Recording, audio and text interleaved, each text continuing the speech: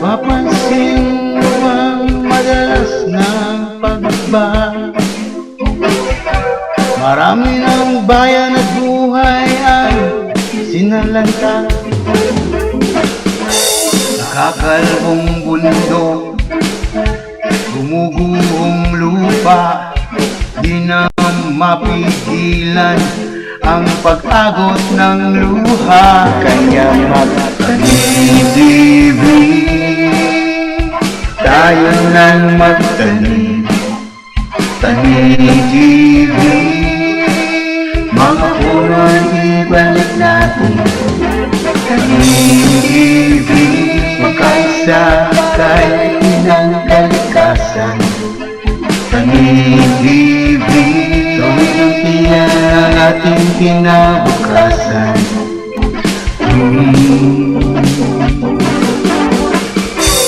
Kaya't kumilos na, imulat ang iyong mga mata. Mga hayop at halaman sa ating di umaasa. Lahat nakasalalay sa ating mga kamay. Pag-ibig, hibat, hala ang magiging gabay. Tanim-ibig, tayo lang magtanim. Tanim-ibig, mga puno'y ibalik natin. Tanim-ibig, magkasakay ng kalikasan. Tanim-ibig, tuwing-tiyan ang ating kinabukasan. Ay, hindi biro ang mga puno, hindi biro ang mga sakunan, ipagsasawalang tibo. Tayong mga tao, tayo ang pag-asa. Kumilos tayong lahat at magsama-sama. Huwag hayaang mawala ang kaloob ni Bathala. Ang lutiyang kinabukasan, huwag hayaang masira. Ito na ang ating handog sa susunod na henerasyon. Ito ang tanging solusyon, ito na ang pagkakataon. Ngayon na ang panahon. Tanim-ibig, tayo lang magtanim. Tanim-ibig, mga puno'y ibalik natin. Tanim-ibig, magkasakay ng kalikasan. Tanim-ibig, tuwing-tiyan ang ating kinabukasan.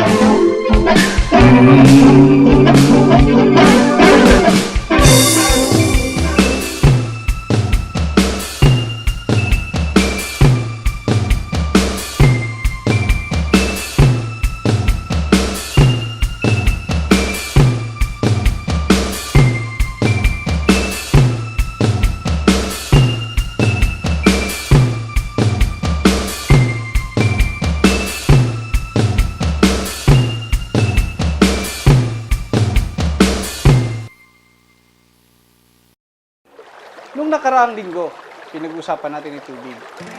Napakahalaga po kasi ng tubig. Alam niyo po na ang tubig, ang pinaka-aktibong chemical. Ano po? Kung masasabi natin na ito yung pinaka-aktibo dahil ito po yung kung saan natin matatagpuan.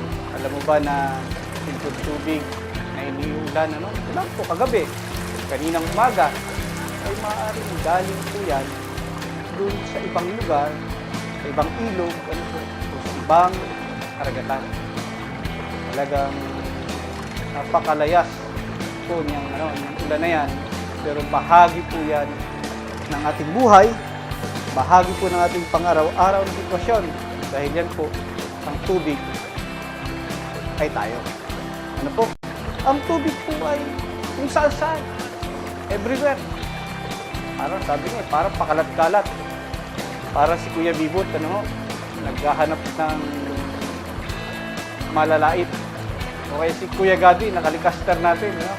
Pero sinasabi ko po kung saan lang siya, ay maaaring nanya po siya sa ating tabi. Nararamdaman natin sa pamagitan ng mga hamog. Ano po? Sa ating paligid. Maaari pong siya ay nandyan po sa ilalim, ano? Sa ilalim ng ating inaapakang lupa. Po. At nasa itaas. Nasa iba-ibang lugar na kung saan natin makikita na andyan yung tubig. Ngayon po, kung yan yung tubig, kung titignan natin, may tinatawag po tayong water vapor. Ano naman po yung water vapor? Imagine na lang po natin yung hamog. Ano po? Yung water vapor, mahalaga po yan upang magkamero ng ulan. Ano? Paano po nagkakamero ng ulan? Nabanggit na rin lang natin yung ulan. Ano po? Sa pamamagitan po ng init ng araw, ano? May doon po tinatawag na evaporation. Kung saan isinisingaw, pinaiinit ng araw ang dagat o ang ilog upang umakyat yung tubig o sumingaw papunta po sa kalawakan. At sila na yung nagpoporma ng mga ulap. Ano po? At sa pamamagitan po ng mga ulap na yon, nagkakaroon naman ng pagbagsak ng ulan. Yun na po yung tinatawag natin precipitation. Ano po? Yung mga pagbagsak. Kaya nga sinasabi ng Pag-asa, pagka sinabing precipitation, kaya bumaha, yan kaagad ang binibilang. Ano ba naman itong precipitation na ito? Mukhang lalo na tayo nahihirap, pababawi na lang po natin. Basta po, pag umulan, mahalaga po sa atin yan dahil tubig. May isa pa po proseso, ano? Kaya naman sinasabing mahalaga ang halaman. Ang halaman po ay tumutulong sa transpiration, ano po?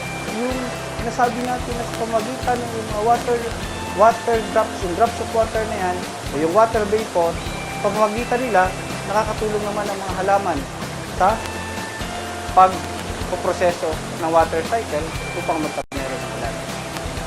Ayun naman po ang papel natin. Ano naman yung papel ng tao? Katulad ngayon, habang sinushooting po itong sedimentation, pinapawisan ako sa init ng ilaw. Ano? Ayan, nagsisimula na akong maging bahagi ng water cycle yung aking mga pawis. Eh, alam niyo po, kaya naman ganon, tayo po, alam naman, very elementary, 70% water. Kaya napakahalaga natin sa proseso ng water cycle. Kaya nakakalungkot, pag-uusapan natin yan, ano ba ang kalagayan ng mga tubig na yan? Ano? Ilang porsyento na lang yan. Ilan na lang ang nalalabing yan. At ang karamihan ay nalalason pa dahil sa ating kawalan ng responsibilidad at pag-iisip. Ano po? Kung paano natin mapapangalagaan ang ating kalikasan at ang tubig. Ngayon po, kung titingnan natin, ang ating pong karagatan, magiging bisita kasi natin, direktor ng DIPAR, mamaya, ano, ang ating karagatan. Kung titingnan natin, ano ba kinalaman sa tubig? Katulad ng binanggit ko, nagiging dahilan nga yung dagat ng ulan eh. No, ang kulit ko po, ano. Pero maganda ang magiging usapan po natin.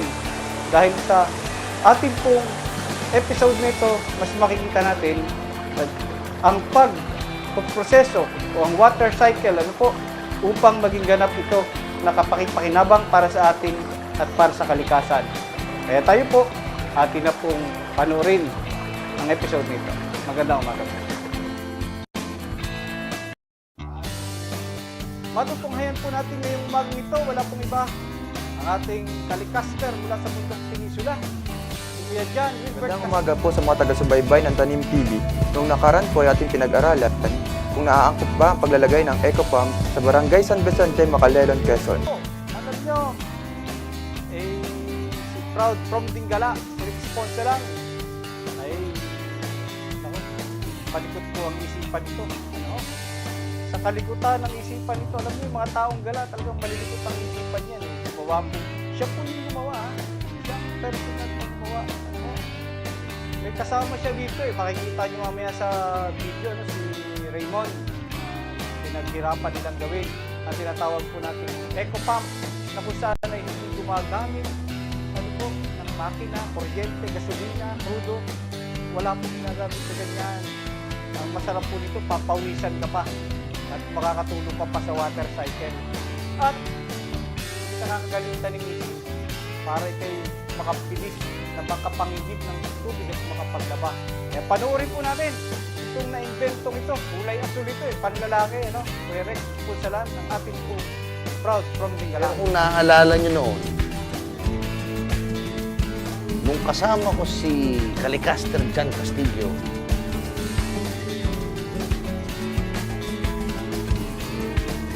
naghanap kami ng lugar kung saan nakakop yung eco pump.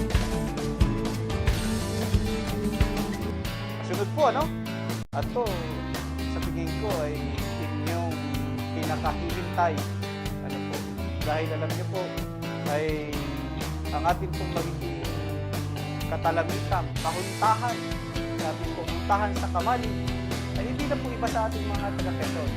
Ang National Director po ng BIPAR, Bureau of Fisheries and Aquatic Resources, National, Attorney Asis Perez. Lantad sila mapapabalik ko na anak buhay. Alam mo, isang araw na hindi sila nakapangita, mga 500 piso ang mga sa bawat gabi. At siyempre po, sabi nga, hindi kumpleto ang umaga kung walang kape at hindi kumpleto ang kape kung hindi matamis ang kape nito. Abangan po natin Kuya Bigot at ang kanyang mga bugot sa ikatlong bahagi ng kanyang video comics. Tara na po, Magtanim TV na!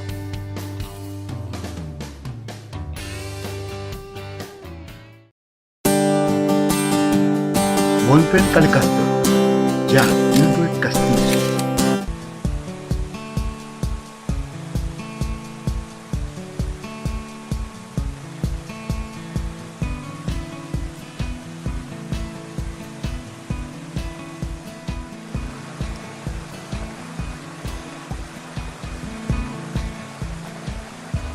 Ang tubig ay isang uri ng elemento na walang kulay at lasa. Ngunit napakalaga sa lahat ng anyong buhay.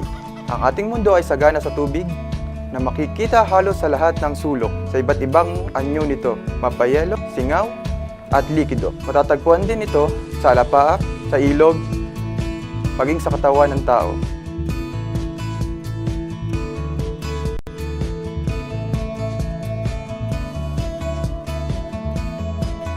Magandang umaga po sa mga taga-subaybay ng Tanim TV. Noong nakaraan po ay ating pinag-aralan kung naaangkop ba ang paglalagay ng eco pump sa Barangay San Vicente, Macalelon, Quezon. Ngunit base po sa aming pagsusuri, hindi na po kailangan ng eco pump sa bukal na aming pinuntahan sapagkat mataas po ang katayuan ng bukal na pagkukunan ng tubig patungo sa pagsusuplayan nito. Kaya't mga simpleng mga tubo po na maaari na para magkaroon na sapat na inumin at sa pang-araw-araw na pangangailangan ng pamayanang aasa dito. At sa mga balong nakita namin, isang simpleng manual na eco pump ay sapat na upang makakuha ng tubig sa balon at magamit ng mga taga rito. Pamimigay po muna kami ng mga 5 pirasong na manual eco pump upang ipamahagi sa Bonfen at ituturo po namin sa kanila ang paraan ng paggawa na malaki ang maitutulong sa kanilang pang-araw-araw na pamumuhay at mas angkop sa kanilang mga balon na sa ngayon na tanging pagkadlo ang paraan ng kanilang pag-igib. Ito po si Jan Wilbert Castillo, Calicaster, Tanim TV.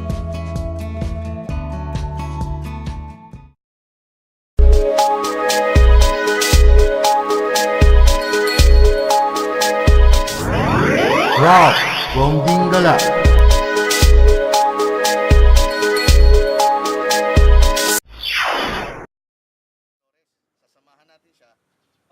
Sa pagsama ko kay Sir Gaddy dun sa Dolores at sa Sariaya,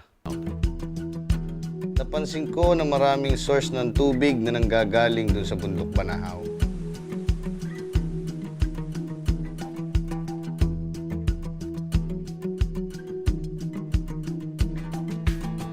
Maraming malilinis na ilog ang dumadaloy papunta sa mga kabayanan.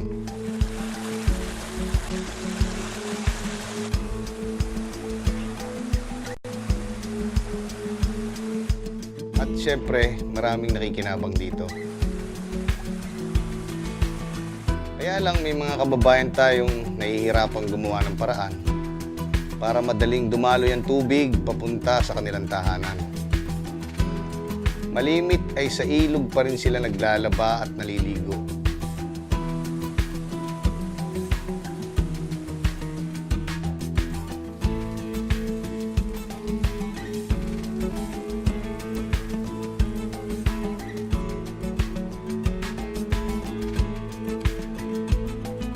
Marami ding nagsasabi na ang tubig sa Santa Lucia kapag ipinaligo at ininom ay nakakapagpagaling ng mga sakit.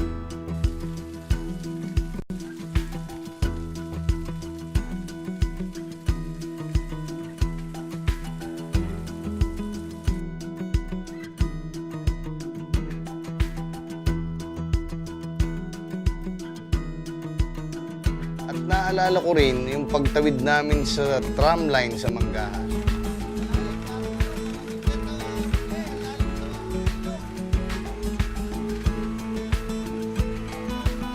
Sa ilalim nito ay may dumadaloy na ilog Lagnas papunta sa Sariaya, Chaong, Sariaya at San Juan.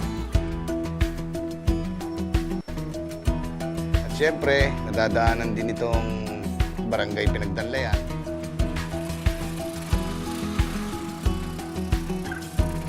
Na ginalaan natin para sa pagproseso ng kape.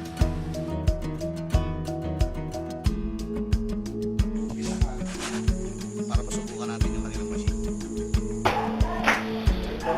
Totoo ba?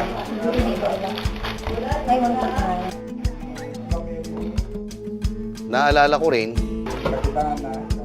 yung ilog sa Barangay Bugon na pinuntahan natin. Kung saan kinukuha ang irigasyon ng Tumbaga dito sa Sariaya, Quezon. Tara!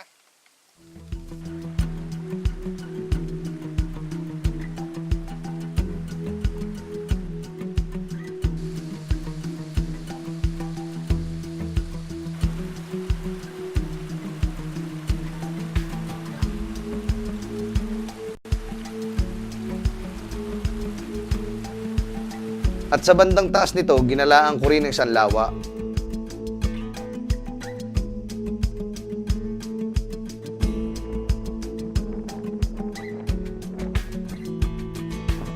Kaso lang natuyo dahil sa climate change.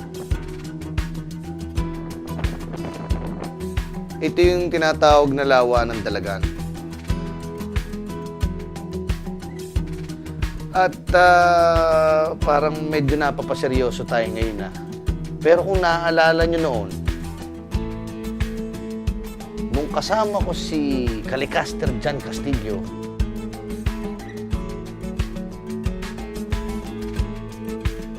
naghanap kami ng lugar kung saan nakakop yung eco pump.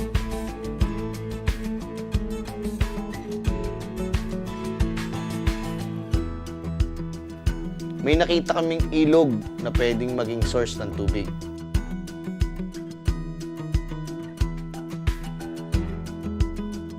Pero hindi naman angkop, nalagyan ng eco pump.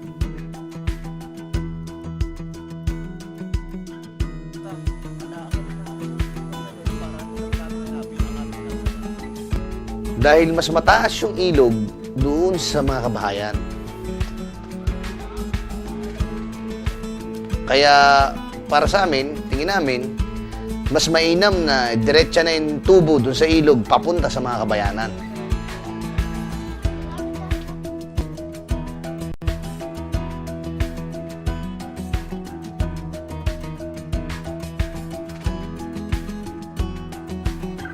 Ang kahirapan kasi sa kanilang barangay ay kinakadlupan nila yung tubig sa mga balon, sa mga ilog, doon nila kinukuha yung tubig.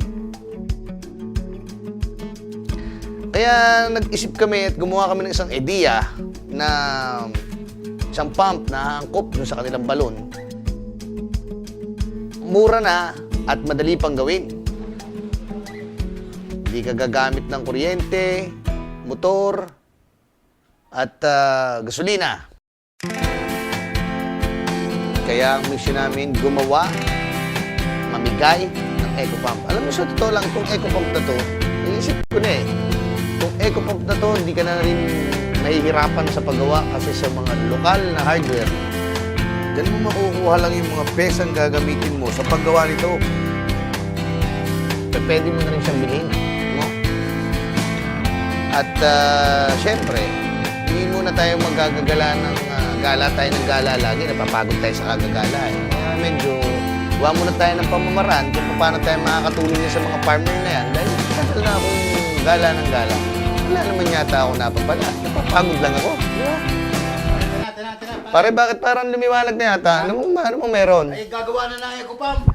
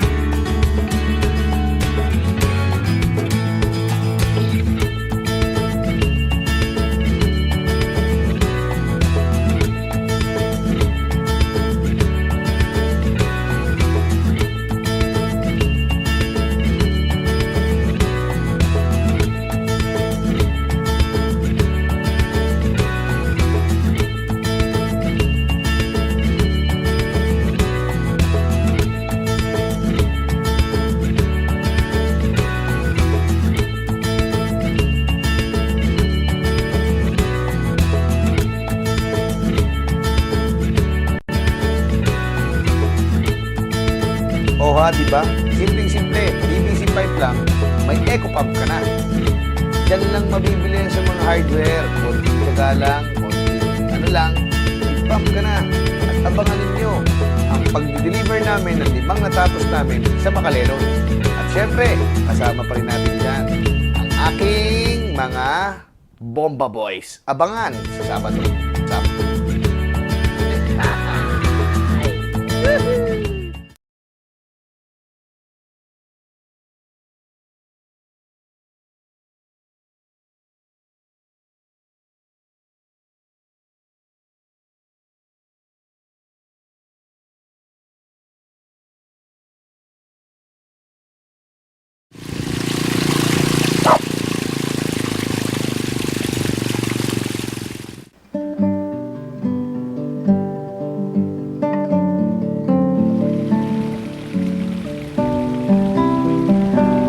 Halika na at makinig sa Huntahan sa Kamali. Po, nandito na naman tayong muli sa atin pong huntahan sa Kamalig. At alam niyo po, natutuwa kami ni Kuya Bibot dahil ang atin po ngayong panauhin sa Kamalig, ano po, dito sa ating huntahang ito, ay hindi iba sa atin. Ano po, siya po'y taga Quezon. At ito po ay talaga masasabing marami tayong natutuhan, di ba Kuya Bibot? At maraming mga bagay na naituro sa atin. Lahat po yung magaganda. Ako, siyempre, wala pong iba. Kundi ang ating director po ngayon ng National Bureau of Fisheries and Aquatic Resources. Nabubulol po ako medyo, alam nyo, madali tayong mabulol sa ganun. Ano po? Ngayon po, bigyan natin siya ng pagkakataon na bati naman yung ating mga regular na manonood at tagapakinig sa radyo, saka sa manonood sa TV. Sa lahat po ng ating mga kasama dito sa Quezon at sa lahat ng ating manonood, binabati ko po kayo at saka nagpapabati po ang misis ko, kaya kailangan batiin ko si Rosella at ang aking mga anak. So, kumusta po kayong lahat? At natutuwa po ako na maimbitahan dito sa inyong programa, Jay, na at Bibot. Puntahan sa Kamali. Ayan, sige po. At syempre, si Kuya Bibot, ito, siya yung may-ari ng ating Kamalig, ano po. Pabatiin din naman natin. Baka gustong batiin din ng kanyang misis. Matagal ito yung... Binabati ko po ang mga kamag-anak ko at saka ang miss ko, si Marcel. Sige po. Okay, kompletong-kompleto na po ang ating umaga. Meron na po tayong parang kompletong-kompletong masarap na kape. Dahil lagi na rin lang pinag-usapan natin ng kape. Dahil narito na yung ating pinakahihintay na panahon. Parang si Kuya Bibot, ito kanina pa nakahanda yung mahabang listahan ng kanyang mga tanong. Dahil miss na miss niya na si Atty. Asis. Si Atty. Asis po ay director po ng BIFAR. Ako naman po ay director ng BIFOR.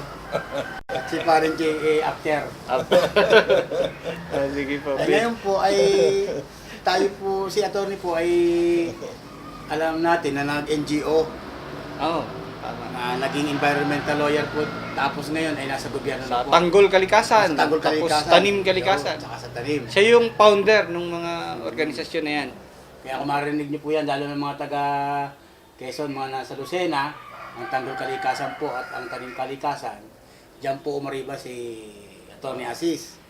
Ngayon po, ang tatanong natin sa kanya, ay ano po ba yung, kumusta po ba yung kayo ay galing sa private sector, NGO, tapos ngayon kayo nasa gobyerno? Magandang transition yon, yung galing ka sa private sector na napunta ka rin sa gobyerno. Dahil unang-una na nagkaroon tayo ng pagkakataon na malaman talaga yung sitwasyon sa sa baba, sa ating mga kababayan. Dahil alam mo, pag nasa NGO ka, nakalapat ka talaga sa komunidad.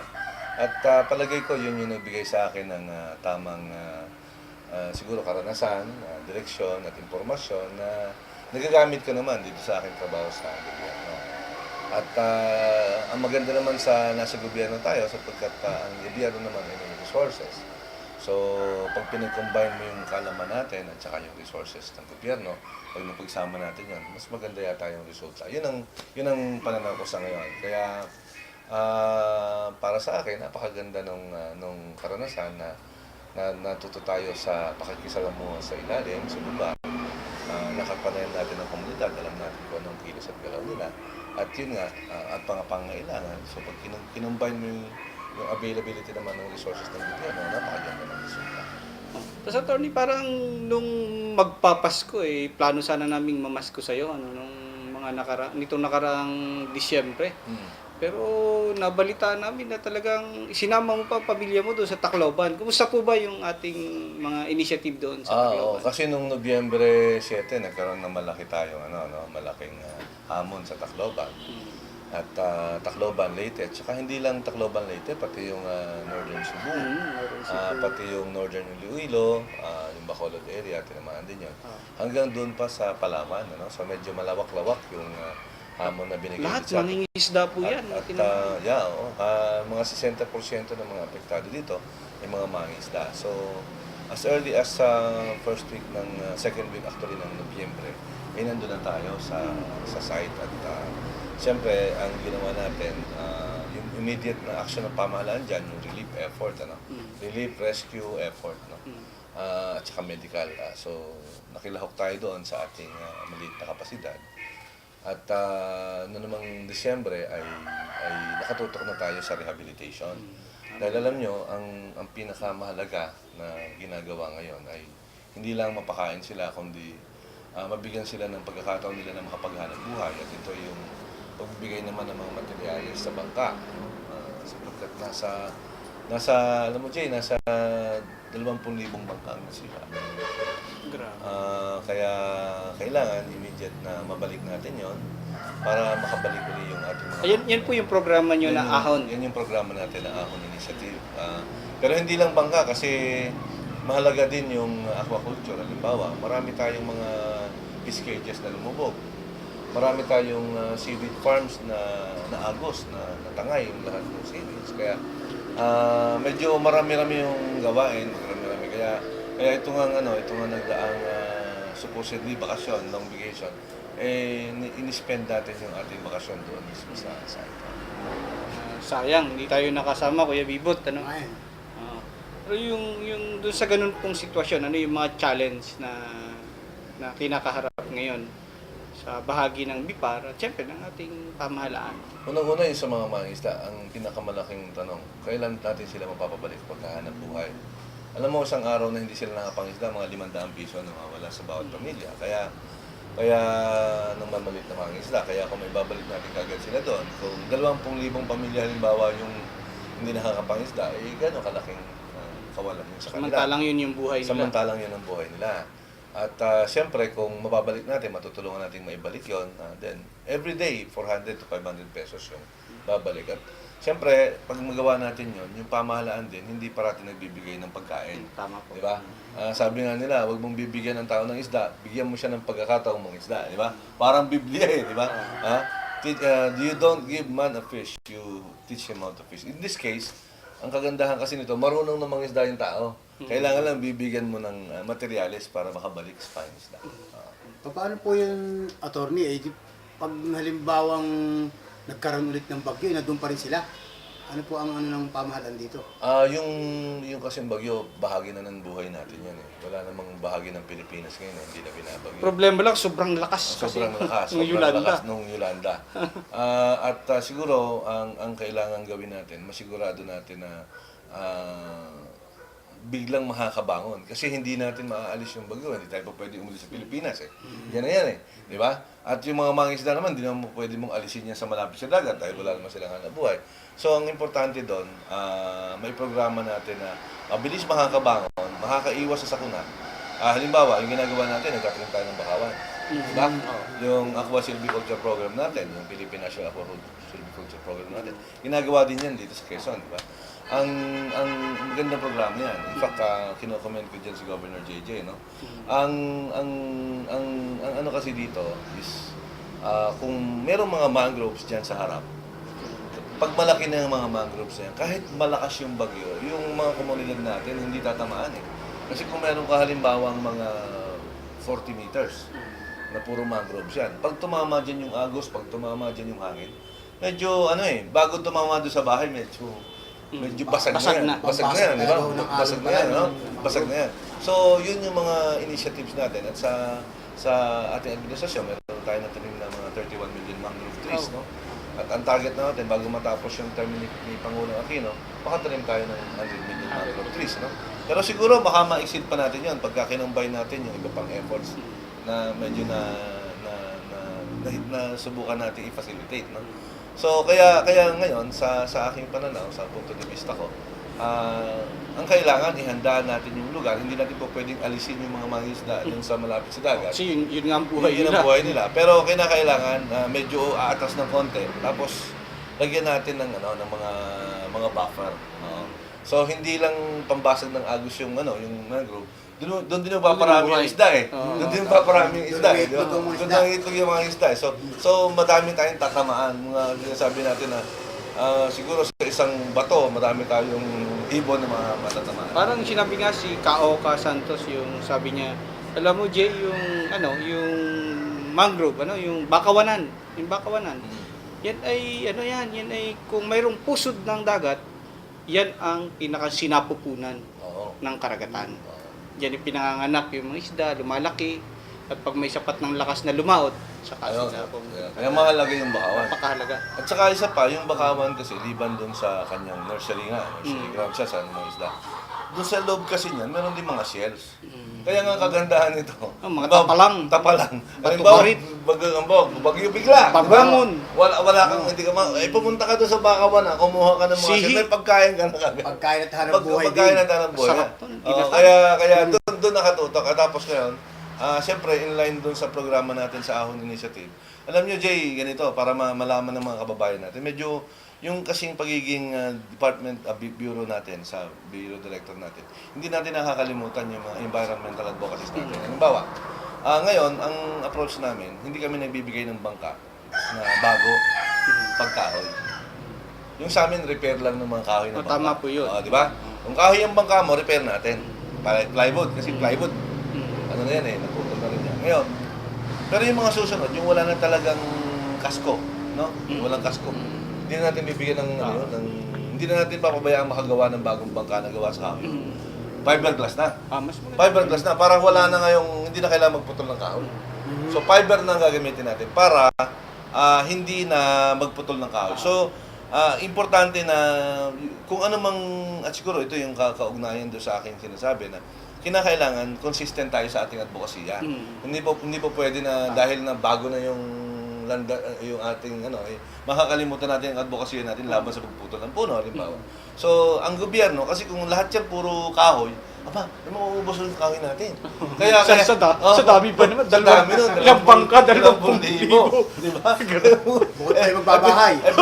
Pinakamaliit nun, kung tutuusin, pinakamaliit nun, siguro mga 5,000 puno kailangan putulin doon. Actually, Jay, yung sinasabi ko nga kanina, pagka yung advokasya natin, di dapat natin pinakalimutan yun. Halimbawa, pag nasa bipar na tayo ngayon, mangingisda na yung ating tutukan.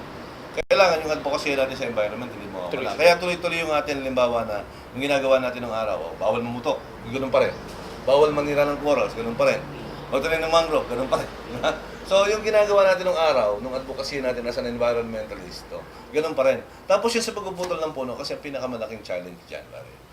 Tignan mo ha, yung mga bangka, no? Yung mga bangka, halimbawa, anong gagamitin mo doon? Diba? So, sa akin, yung mga bangka na yon, kailangan, kung gagawin natin, dapat hindi makakaputol ng puno.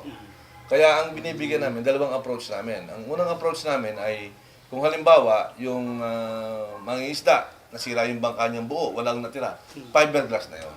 Oo. Pero kung halimbawa, repair, meron pa rin, nandiyan pa yung tinatawag na kasko, kahoy yun. Yun, pwede natin ngayon lagyan. Pwede natin gawin na plywood, bibigay natin yung plywood, di ba? Yung plywood. So para ma-repair niya immediately yung kanyang bangka. So ganun yung approach. So hindi natin hinihiwalay yung ating environmental advocacy doon sa ating sinasabing natin na development. Tapos di po ba maraming mga kumpiskado dati nung tayo nasa Tanggol Kalikasan sa Isabela? Yun na nga yung, actually magandang yan. Actually yung Region 7 DNR, meron silang mga kumpiskado. Sa Cebu. Sa Cebu. Nag-donate na sila sa BIPAR ng mga kahoy na yung mga kumpiskado lagi na yun ang ginagamit ngayon sa pagbubuo ng mga bangka. Yung mga putol na, di ba? At siguro yung ibang mga DNR offices din, plano ko nga sulatan yung mga kabigan natin na sabihin ko kung meron silang kumpiska, i-turn over na lang sa atin para makagawa ng bangka, makabuha ng hanap buhay. Kasi bawat isang bangka, ang approach namin, dalawang pamilya yung makikinabang. Dahil pwedeng magkatuwang di ba? Di ba? Pero kung kaya naman natin bigyan ng lahat, eventually, bibigyan natin lahat. Pero sa ngayon, ang nangyayari dyan, naghihiraman yung mga yung mga tao, di ba? At saka magkatuwang naman lagi talaga sa bangka. Kaya, nangyayari, dalawang pamilya yung natutulungan natin, bawat bangka na magawa. Saka po, makita naman natin sanay naman tayo dun sa mga tabing dagat. Talagang hindi lang dalawang pamilya, pag may malaking bangka, sama-sama yan. Tapos may maliliit na mga sagwanan, sibiran, ang tawag po dun sa amin. Tama. Nagtutulong-tulong. Kaya maganda sa Pilipino. Kaya sa atin, nakikita ko mabilis din yung nangyayari pagbangon. At sayang nga lang na siyempre kung sa ating perspective, mas gusto naman mabilis.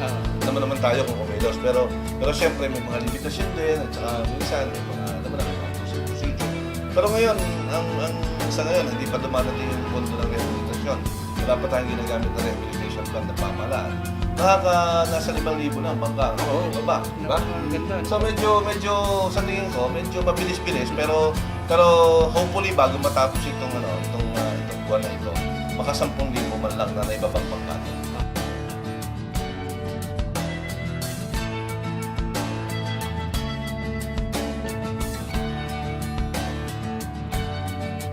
Muli po nating abangan ang ikalawang bahagi ng pakikipaghuntahan kay Atty. Asis Perez sa susunod na Sabado.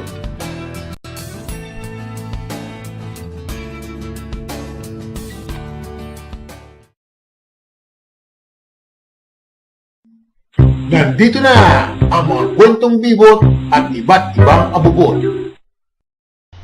Inihahatid po ng Tanim TV ang gabay sa pagtatanim at pag-aalaga ng kape. Paghahanda ng nursery o punlaan. Ang mga punla ay pinalalaki muna sa nursery o punlaan bago inililipat sa pataniman o bukid. Pumili ng punlaan 2 hanggang 3 linggo bago magkaroon ng punla. Kinakailangan na ang punlaan ay malapit sa patubig at malapit sa pagtataniman ng kape. Kinakailangan din na ang pagtatayo ng punlaan ay hindi nagkakatubig o binabaha. Sa paghahanda ng punlaan o nursery, linisin mabuti ang lugar. Alisin ang mga damo, bato at natitirang mga ugat. Lagyan ng bubong ng dahon ng niyog upang sumangga sa 75% ng sinag ng araw.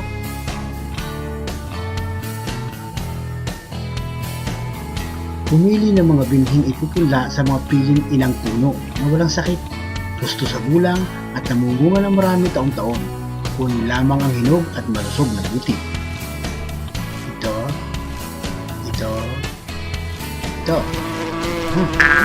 Aray! Utakte! Iwasan ang mga butil na masyadong maliliit, kuluntoy at abnormal ang hugis. Sa paghahanda ng mga binhi, ilagay ang mga butil sa lalagyan tubig. Haluin ang mga ito at alisin ang mga lumulutang na buto. Matapos alisin ang balat, hugasan ang mga butil at patuyuin sa hangin sa loob ng 1 araw. Haluin ang mga butil 2 hanggang 3 beses upang sabay-sabay itong matuyo. O muli sa susunod na Sabado.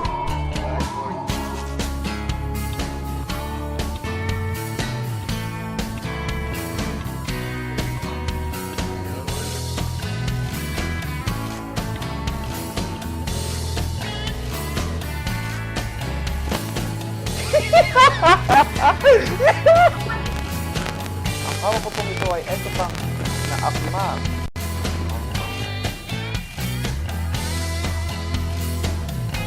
Ako po si John Wilbert Castillo, Calicaster, Tanim TV.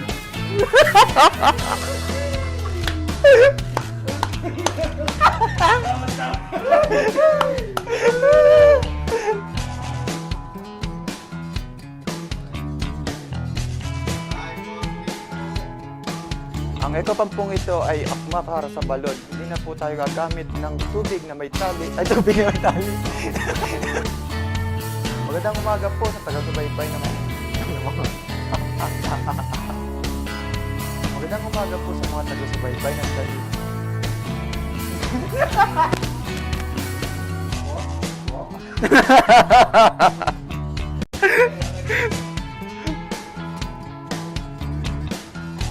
Ito po si John Wilbert Castillo, Calicaster, Tanim TV. Ito po si John Wilbert Castillo, Calicaster, Tanim TV.